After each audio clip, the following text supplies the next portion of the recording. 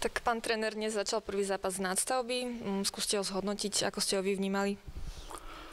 No, tak z našej strany asi není čo hodnotiť, nakoľko súper bol vo všetkých ukazovateľoch a herných činnostiach jednotlivca lepší.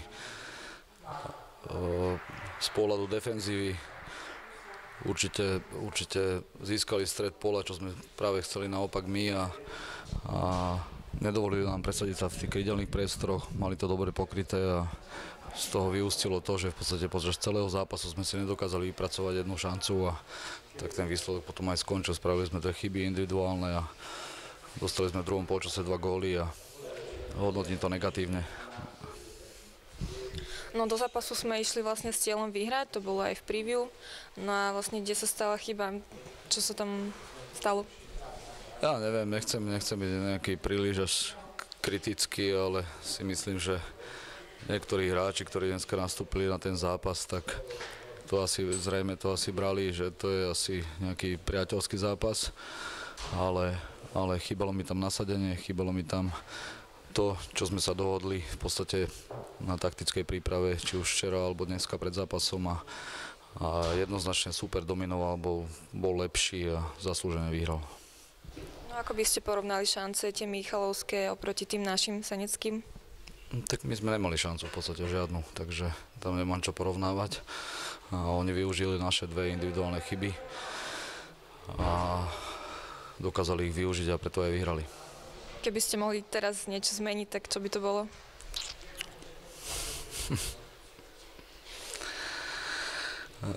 Ja som si prijal, aby pred týmto zápasom, aby to vyzeralo tak, ako to vyzeralo pred zápasom v Nitre, že tí hráči budú naozaj nabudení a budú chcieť tento zápas vyhrať, ale momentálne v dnešnej situácii, alebo dnes, nám to nevychádzalo absolútne. Tie kľúčové veci, ktoré sme my mali rozrobené, tak super pokryl a v podstate nás nepustil do ničoho a naopak my sme spravili tie 2 chyby a bohužiaľ super dal z toho 2 góly a zaslúžene vyhral, ale čo by som menil, neviem, asi nič. Ako teraz je už po boji je každý generál, ale určite by som možno niektoré veci zmenil, ale to si nechám pre seba. No. Takže pán tréner, z dnešného zápasu ste vzýšli vy ako víťaz. Ako by ste zhodnotili dnešní zápas? Tak já si myslím, že od prvních minut jsme byli aktivnějším soupeřem, že jsme měli větší držení lopty a že jsme po zásluze vyhráli. No, s akými cieľmi ste testovali do Osenice a podarilo se vám ich splniť? Samozřejmě se nám podařilo splnit, my jsme chtěli zvítězit, dá se říct, že jsme s taktikou dneska přistoupili tak, že to utkání chceme zvládnout, hráli jsme na 5 záložníků, protože jsme měli soupeře dobře zmapovaného a jeli jsme sem opravdu tu dálku s cílem zvítězit. No napriek tomu, že ste vyhrali, niečo vás prekvapilo v tomto zápase?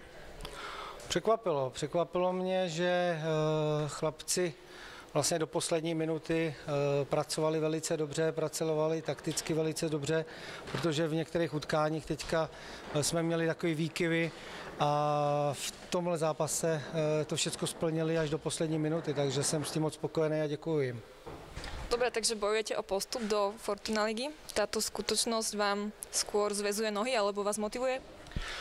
Tak ano, teď už otevřeně můžeme říct, že se snažíme postoupit do první ligy, protože jsme během od léta, během ty práce udělali hodně moc a teď už otevřeně můžeme říct, že se o to jdeme poprat, že uděláme všecko pro to, aby se mohli postoupit do první ligy.